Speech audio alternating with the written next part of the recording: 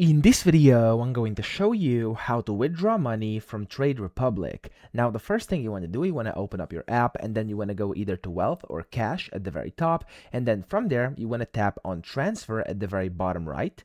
And when you tap on Transfer, you want to tap on Send.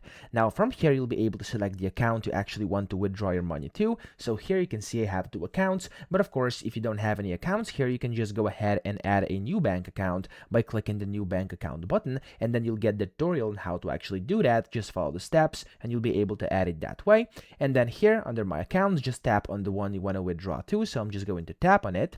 And then from here, you'll have to basically specify how much you want to send. So I'm just going to tap in 10 euros for this tutorial. There we go. And then you want to tap on next at the bottom right. And then you'll get the order confirmation. And whenever, of course, that confirmation is correct. So if you actually see and everything is correct, you can just go ahead and tap on send at the bottom right. And it's basically going to withdraw that money onto your other account. So that's how to do it. I hope this video helped you out. If it did, please subscribe to the channel and help me out as well.